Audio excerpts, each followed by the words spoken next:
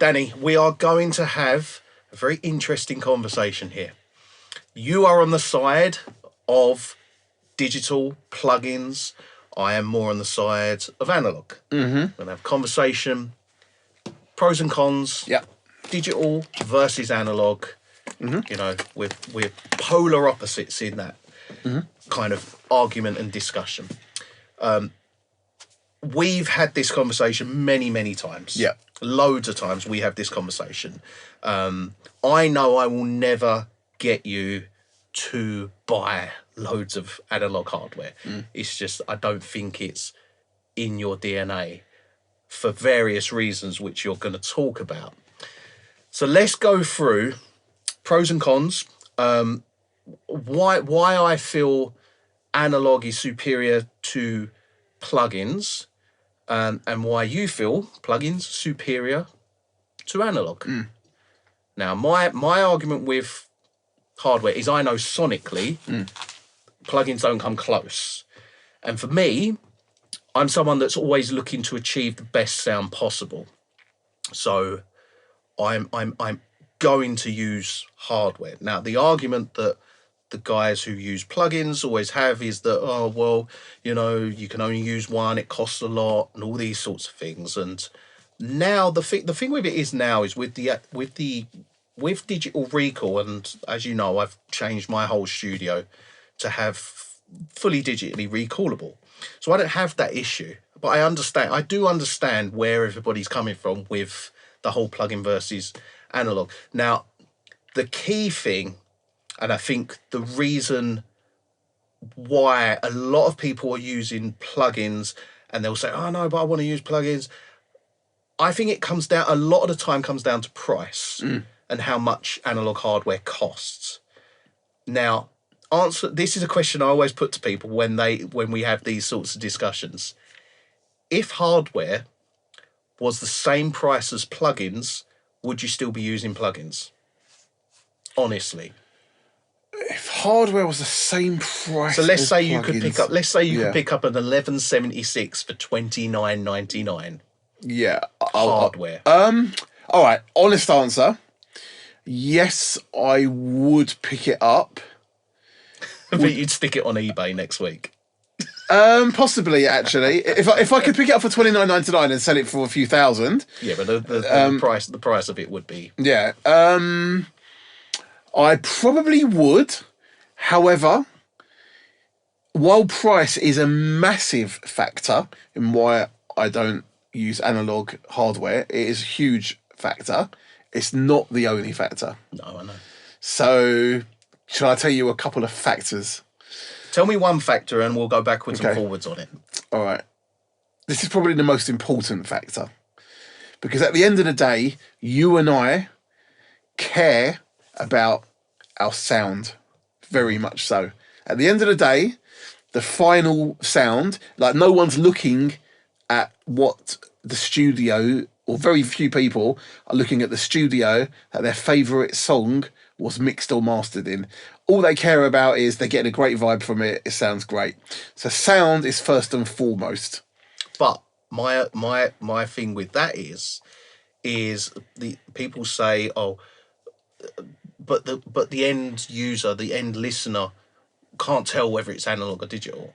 And my argument with that is no, they don't hear whether it's analog or digital, but they know, they feel. I know myself, and I think we had this conversation a few days ago where I said, when you listen to a song and it's a big budget song, it's mixed analog, it sounds beautiful. It doesn't necessarily have to be the best song ever, but it can sonically sound amazing and it makes it a really good song.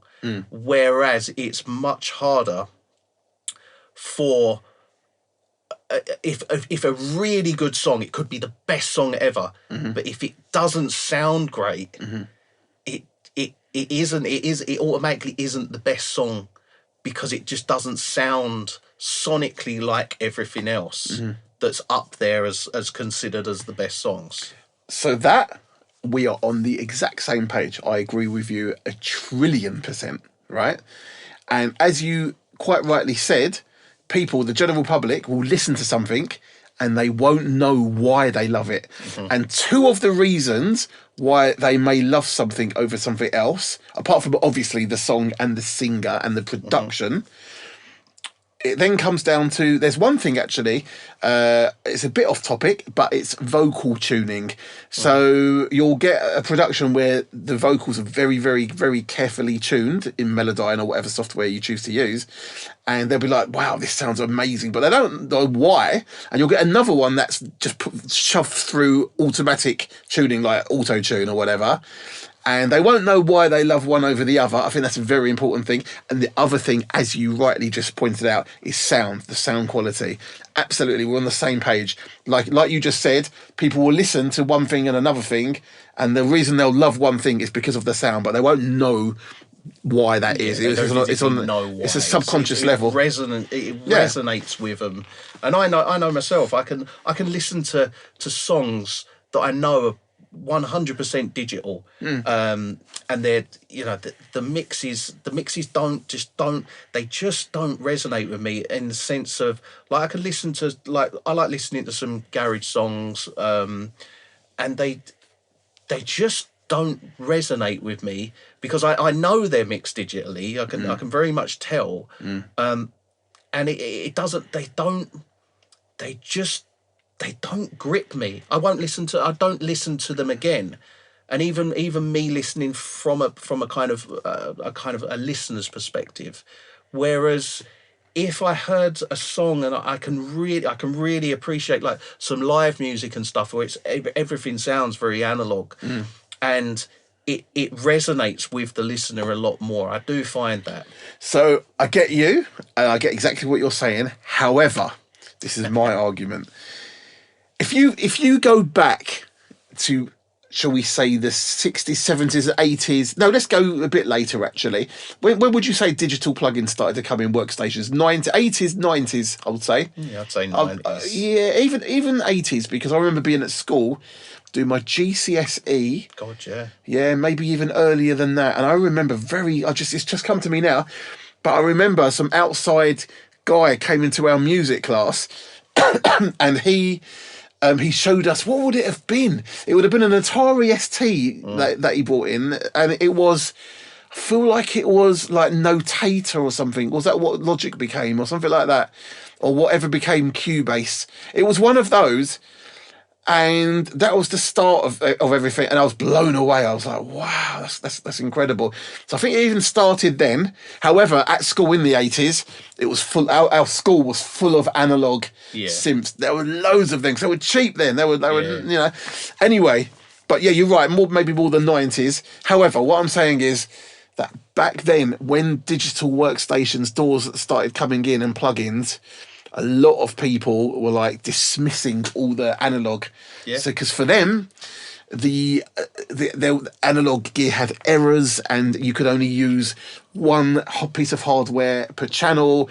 It was very expensive. So that's a prime example. Yeah. The benefits of a plugin is that you can multiple across every channel of a mix. Yeah. Whereas with analog, you're assigned to that piece of hardware goes on stereo or mono, and you're limited to one per piece of hardware that you have. Yeah. So that's one massive factor that's a massive favour to plugins. Yeah. Now, one thing I would say in regards to plugins is, for me, I always look at, when I want to use a plugin, I'm reaching for a plugin for plugin advancements, things that are unachievable in the analog world. So things like FabFilter, ProQ4, Spectral Dynamics, Soothe, things like that. Even like Ozone 11, where you can split the drums and things like that. So if you need to EQ drums in a stereo mix, and you've got no way of having the stems, you can get inside the drums and do some kind of minor processing within the drum mix layer that's inside it. All of those things, they're amazing. So I'm not one of these people that dismiss plugins at all. I love plugins. You know, I love the Ampex ATR 102. That is an incredible plugin, and I've used that for the past probably 15 years. Are you still using it now? Yeah, I Right. use it every single mix. Interesting. And I have done for 15 years. It is one of the best plugins ever made. How are you using it on every bus, every channel, or just I the use master? it every bus. Every bus has one at the start. Of Even every channel. your master bus, your mix no, bus. no, no, no. Okay. No, I've got other stuff for that. Okay. But the plugins like that, plugins that give you something that is unachievable in the analog realm, I'm all for that. I love those sorts of plugins. For me, what it all comes down to is sonically analog sounds far better. And I spent years trying to convince myself, plugins are just as good. And I wanted that to be true. I just the more I looked into it, the more I tried to make it true, and the more I went, I've got to go back to analog. I've got to I had to. But would you agree, and this is going back to where we were before we went on to the fact that you can use digital on loads of channels, going back to that a little bit, would you agree with me, and then I'll tell you why I'm just asking you this, that sound quality is subjective to each person? So if I say to you, I think digital sounds better, and you say to me analog sounds better, are one of us right? I mean, yeah, it is somewhat subjective. Yeah. You could say it is subjective, because look, I could do a plug-in versus hardware, and someone could turn around and go, I prefer the plug-in. Well, that's fine. Because do you agree, even though you believe in your heart that analog is superior sonically to digital, are you hearing an absolute ridiculous night and day difference? Yeah. So you're not but saying... then bear in mind this, right? When I do these, like this plugin versus this piece of hardware, let's compare them. There's a difference that's noticeable in the sense of the analog sounds better and the plugin sounds a little bit more brittle and a little bit more thinner and digital. Then times that over 180 pieces of Cumulatively. analog pieces of hardware, there is a huge night and day difference. Okay. And it's massive. Now, one thing to go on to is, from a business perspective, it is far harder to sell a service that is just plugins. Like, let's say, for instance, you've just got, I don't know, a Mac, a nice pair of speakers, a nice interface, and then you do everything with plugins.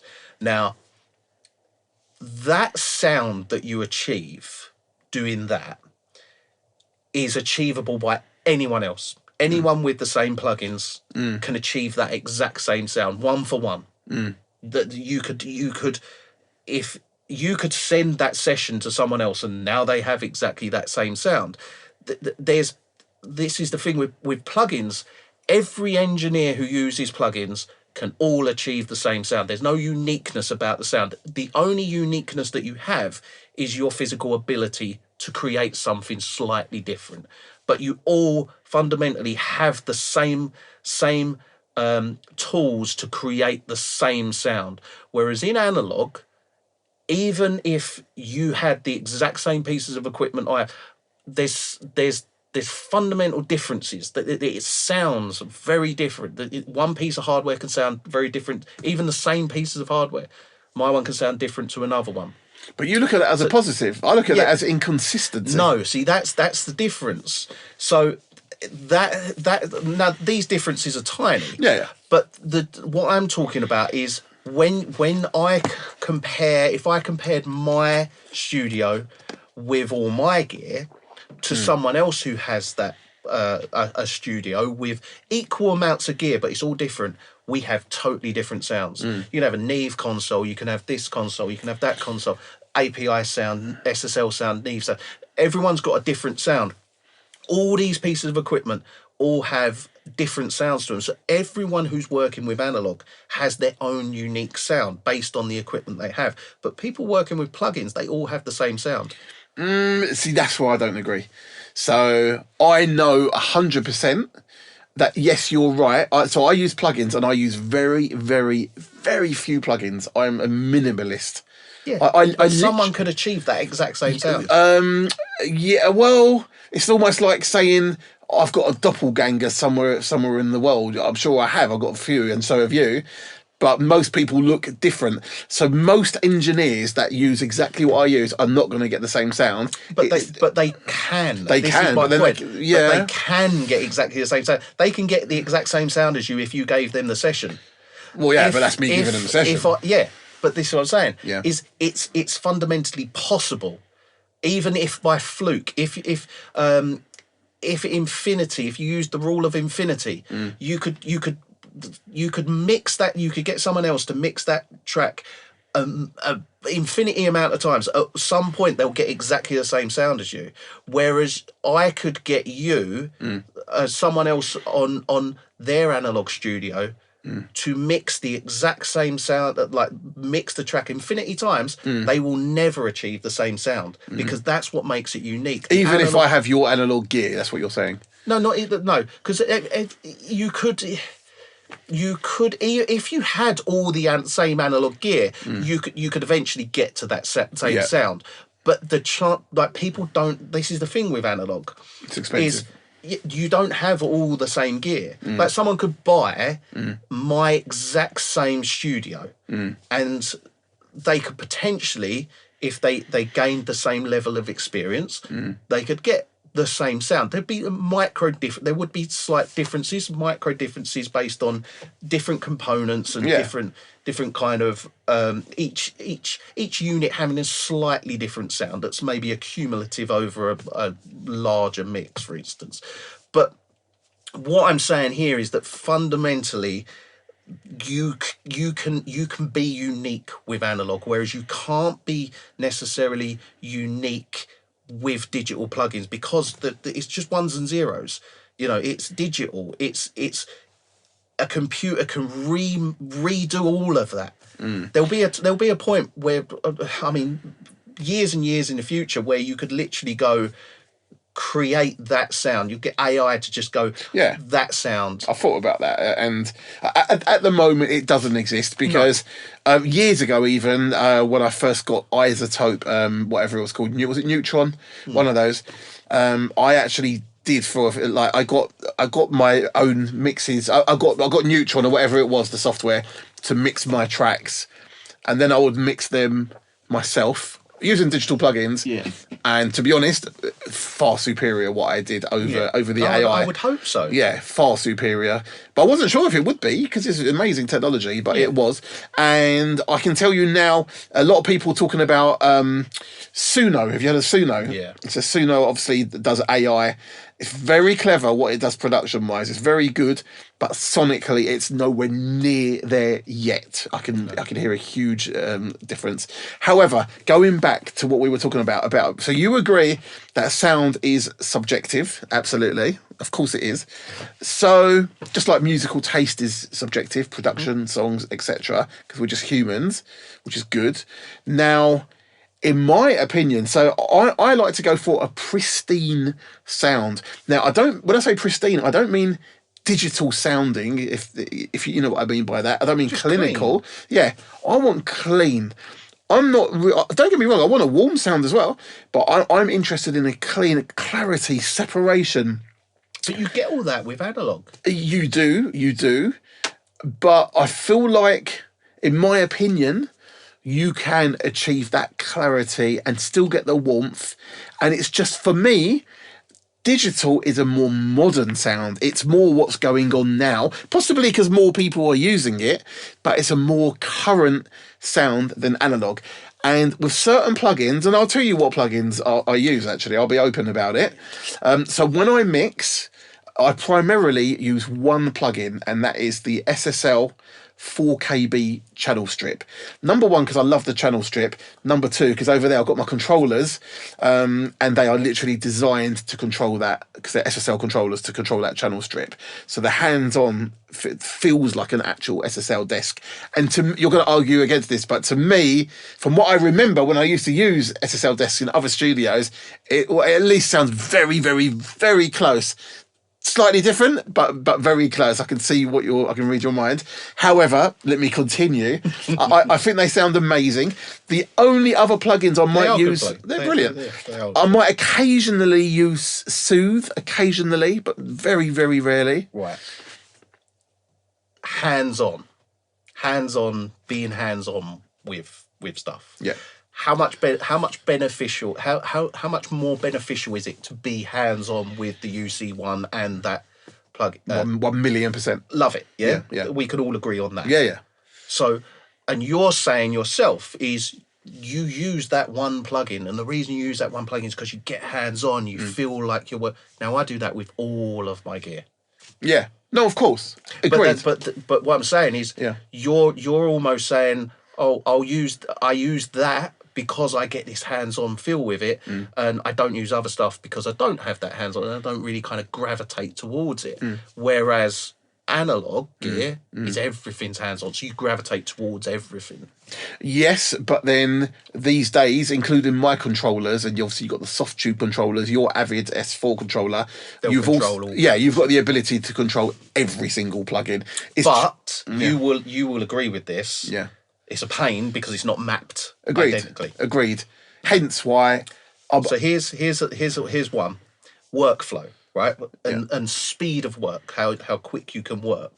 Now, for argument's sake, you've got the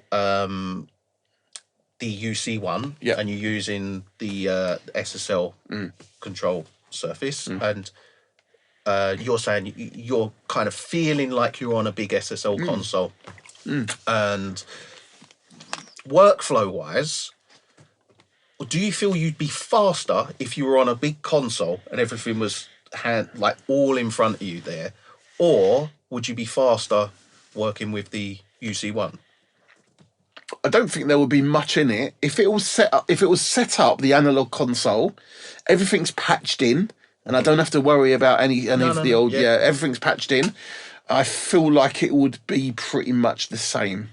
The difference is with a large console, obviously you might have a 48, more channels, but that's not necessarily better because you've got to lean over one side, you've lean got over to another reach side. out the sweet spot. Yeah, you get out the sweet spot. Whereas banking on my, I've got two. So that's a huge benefit towards using the plugin and using that control surface. So I don't think there's much difference in that. There used to be a huge difference because you never had total recall with analog gear. I realise now you do get that, and you've got that. So yes, but however. With my setup, it is so fast; it's insane. I used to mix with just keyboard and mouse. I would never go back to that ever. I need controllers, unless I was out in some kind of other studio where I had no choice.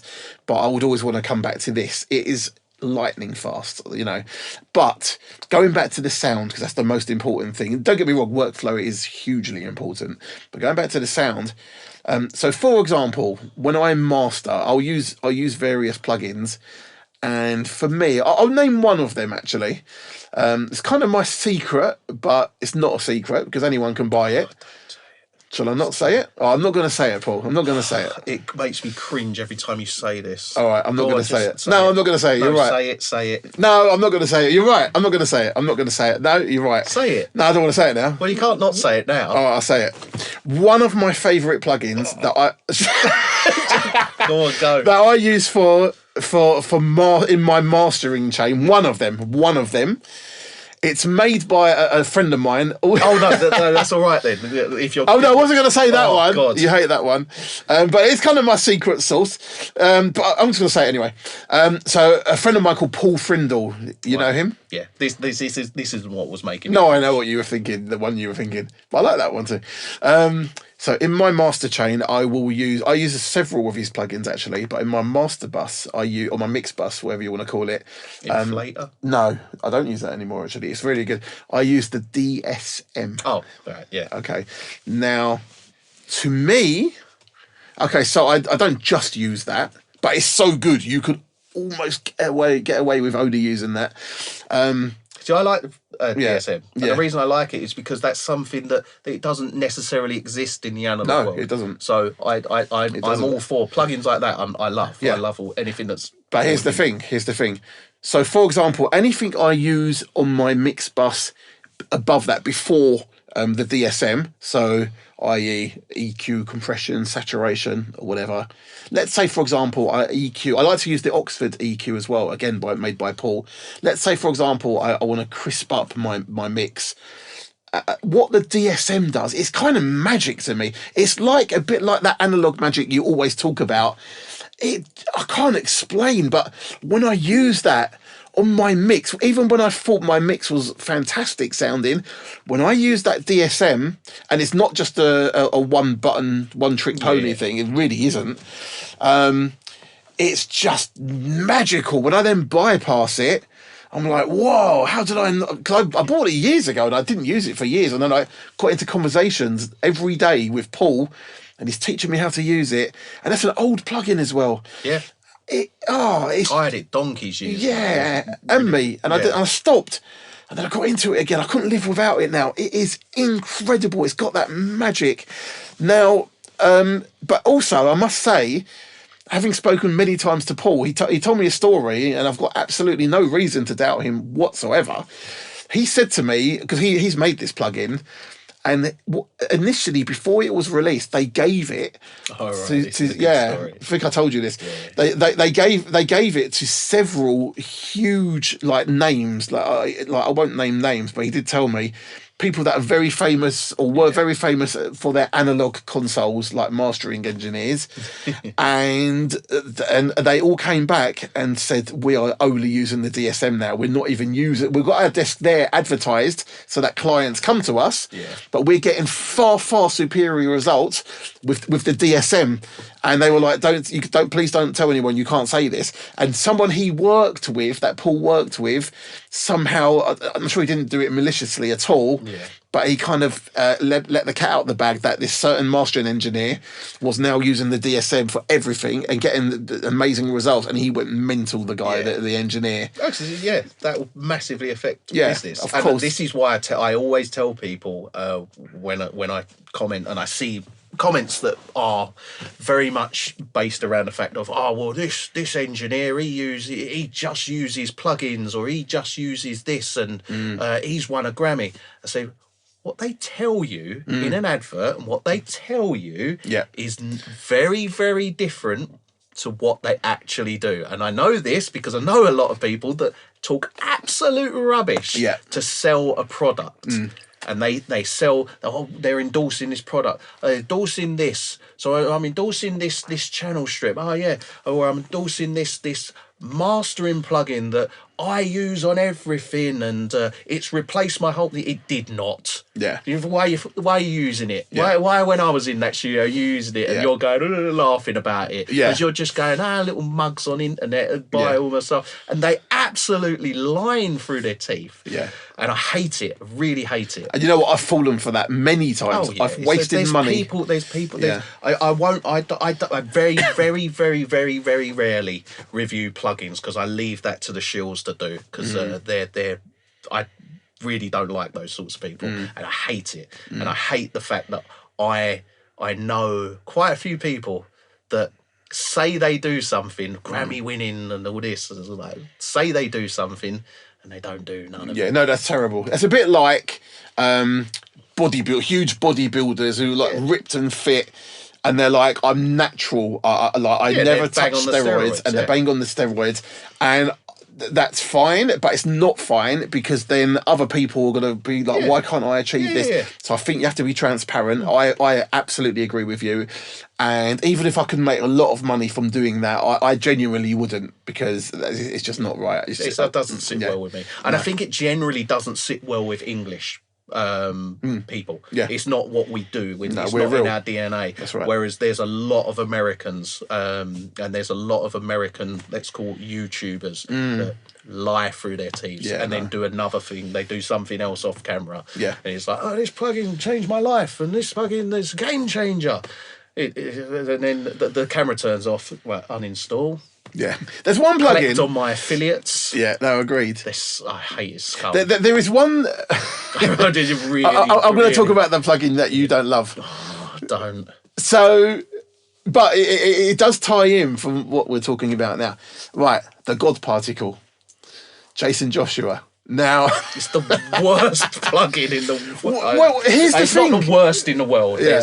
There's quite a few. It's just not. Well, here's the thing, though. I'm not a fan. No, okay. So I've bought this 3 times and got refunds. It's more a case. I'm not a fan of the advertisement of how it's advertised. Well, here's the thing. Right, Because I've seen a lot of people get pulled in. No, yeah, a lot.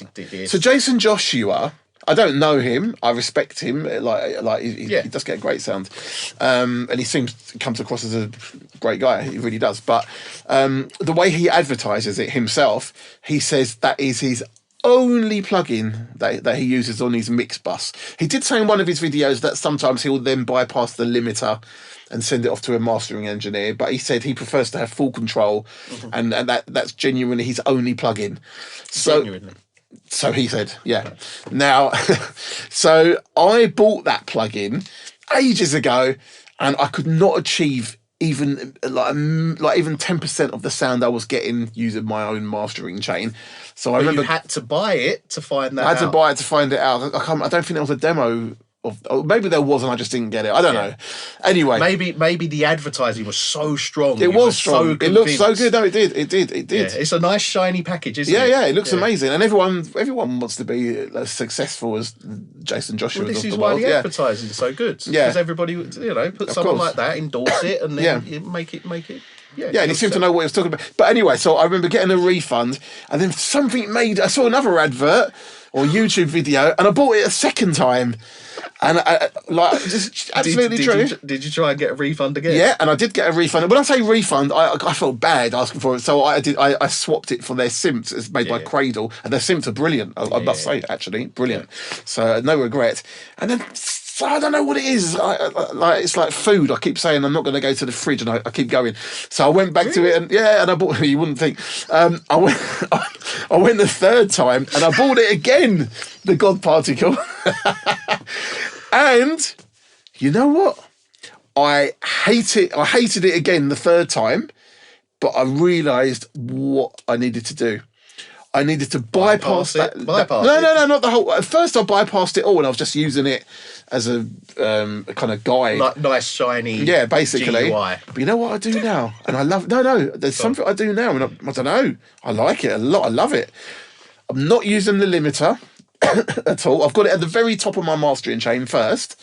Okay, I like and I'm using my SSL to make it like hardware to control it. I like hardware. Well, you know what I mean. Yeah. But I know. But I love that. So it's kind of got these guides where it shows you like as long as your bass hits the certain guides and your mid hits the certain guides, then you're in the right ballpark. Because all music's the same. No, but it takes that into consideration. But it does help a lot. It does visually. I don't mind even the EQs that are on there. They're very general EQs. Because it's important to trust what something's randomly telling you rather than what you can hear. It's not AI though. But what I'm saying though, what I love, I don't love it on its own. I use it in conjunction with other plugins such as the DSM.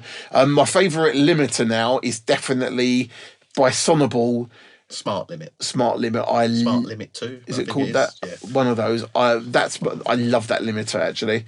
I love, like I say, the DSM. I love the Oxford EQ. Right. But I'll be with you. We'll remember what you were going to say. Okay. What I wanted to say was about the God Particle. You've got this big dial in the middle, and you can go from 0 to 200%. And what Jason Joshua says is put it on from the very beginning, mix into it. I just got to say, when it's on 0, it's like nothing. It's bypassed if the EQs are all on 0. When I put that to 100%, it's got some magic. It's got magic to it. It really is. And when I bypass it or have it on the 100%, the 100% just gives it that warmth. I don't know what it is. I believe it's actually, funnily enough, various settings from Ozone, which you're going to hate as well. I don't know what it is, and I don't even care. Because it's like when you buy a car, a Ferrari, you don't have to be a mechanic and know how it works. You just know if it drives well. Yeah. I must say, as long as you only use it as a flavour, with other plugins, for me, I've grown to love it actually now. as a flavour, but like But what it doesn't do is it doesn't replace 10 pieces of. no, it doesn't replace them. But like I say, but adds a little flavour. yeah, but it's subjective. So I personally love the combination of the God particle flavour. Like I say, not the limiter. I don't like the limiter. I hate the limiter on that. It just breaks up very quietly. Gives it a little bit of mojo. It gives, yeah, but a lot of mojo. It's magic. It's magic for me. And the combination of that and the DSM and that limiter and various other plugins. I won't give away my whole mastering chain, but I've got various plugins that I use.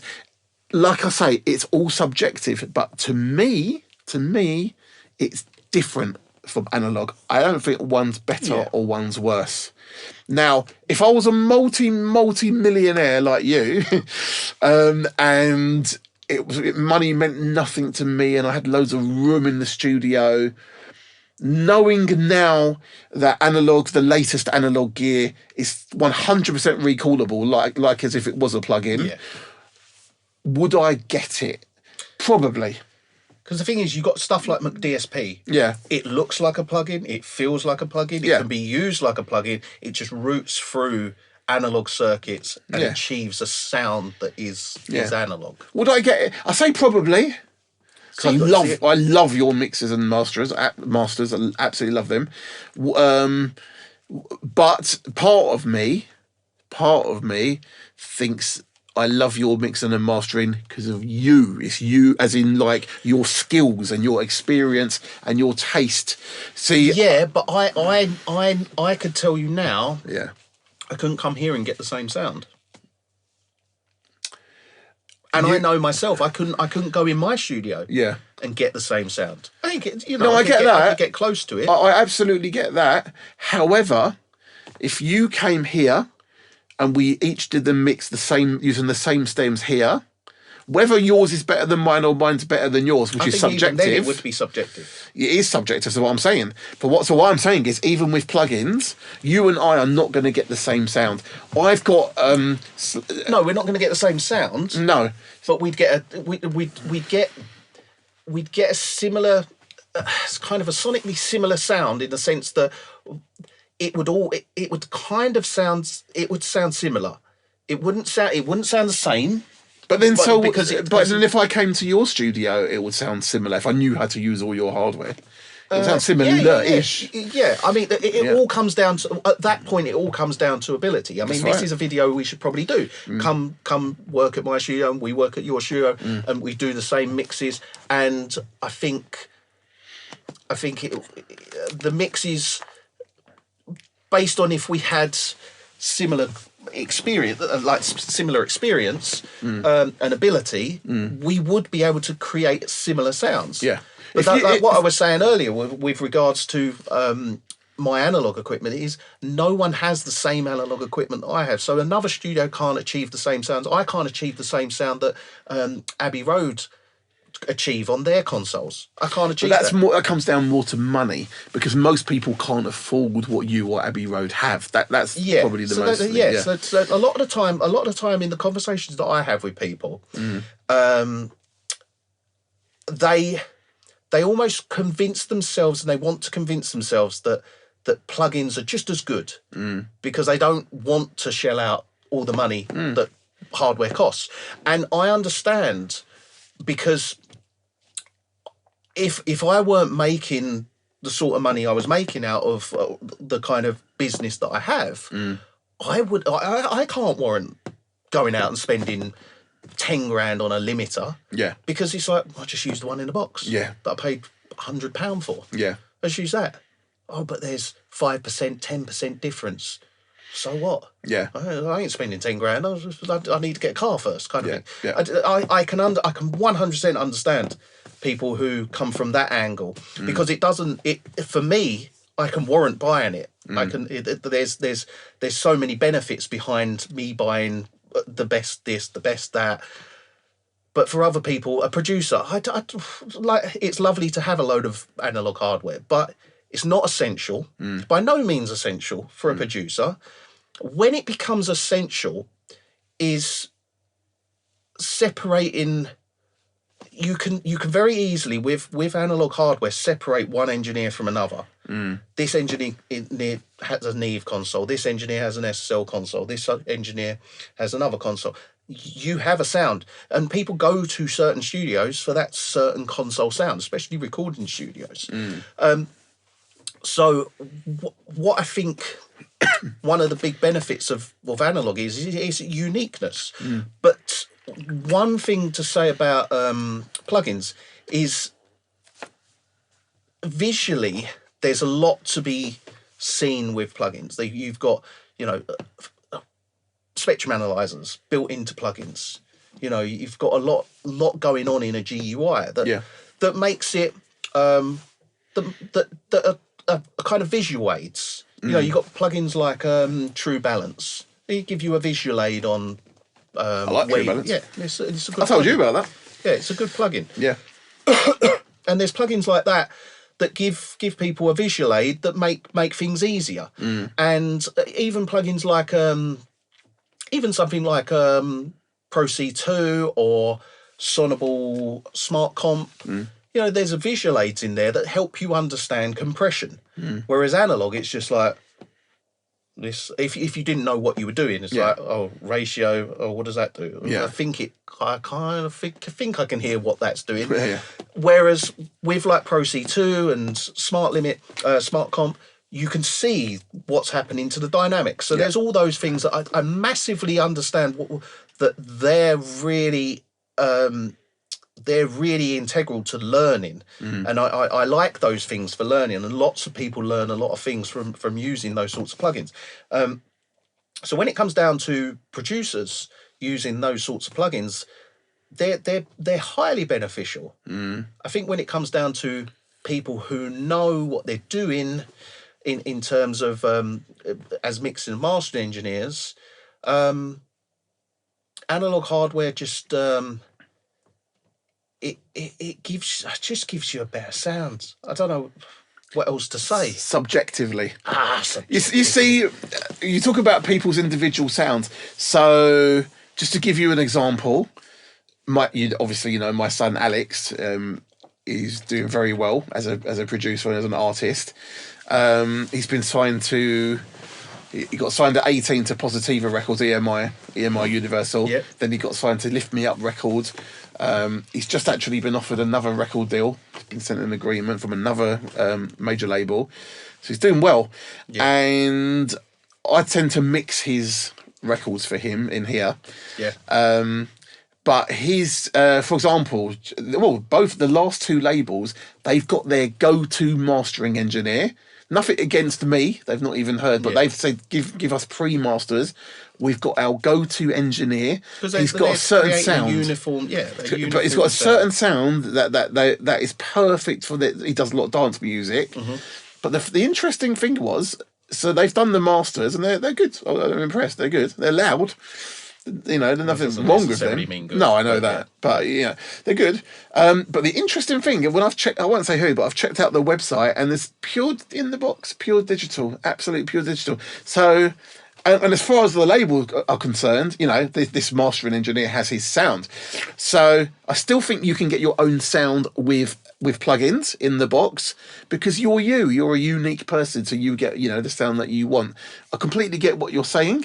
But I think the bottom line is, at the end of the day, it is subjective. No one's right, no one's wrong. Would agree. Yeah. But like I said, if money was zero object to me, possibly I would get what you get. I'm not 100% sure yet. The only way to really know is to have all that gear in here, and for me to try both. But like I say, I think your mixes are sensational. They're incredible, you and Nick, but I don't know for sure if it's your equipment or if it's you. It's both. I know myself. It's both. I know, but likewise you're going to convince yourself also as well. It's very much to do with my room and my speakers and everything about all the certain everything that I have in the whole process. There's no weak links all the way through. No. So whilst the mixes are great, it all comes down to speakers, converters, ability to actually mix, the equipment, everything plays a very, very important part in the whole process. Yeah. And without the room, I could have all the analog gear. I could have, but if I had rubbish speakers in a rubbish room, the gear's worth nothing. We're going to do it with your permission, and if you want to, I've got an idea. Go on. Maybe what we'll do, maybe this is another video. Maybe. Well, we're not going to do it in this video. No, we're not going to do this one now because we need to There's end. got to be another video. Yeah. But what I'm saying is, this is my idea, right? Go on. Obviously, I'm a producer. Why don't I produce something that, let's say I've got to do it anyway? Okay, create stems. I won't EQ or compress those stems. I'll just there'll be production stems at Unity level. Mm-hmm. You come in here. I won't make it lots of stems. Make it 10 stems or something. Yeah. You come in here. Don't want to spend all day. No, of course not. Mix to the best of your ability. Yeah. Mix and master to the best of your ability. Genuinely, though, you have to be genuine. I trust you. In here, okay. You don't take it home to your studio with you, though. I then give you the stems only, the same stems. You do again the best of your ability in your studio, and then I'd love to compare at the end the two. Shall we do that? Yeah. Yeah, and as long as you try your hardest to get the best sound in here. Because if you don't, then that makes it look like you're not a good engineer, and I know you are. So as long as you're honest, and so I'd say, well, what should theoretically all the other way around. What should theoretically happen in that sort of test is, you'll get a direct comparison between analog versus digital. You actually would, yeah. And you can choose whatever plugins. I've got everything here. You choose whatever plugins you want, and then you do whatever hardware you want there. But you don't. But I'm not letting you take it to your studio. Otherwise, you obviously, even subconsciously, you're going to make it sound better. I'm going to reference. Yeah, and then come here, okay, and we'll make the levels the same. Yeah, and it'll be very interesting. I'll be genuinely interested. You up for it? Yeah, I'm up for a challenge. Let's do it. All right, nice one, Paul. Great talking to you.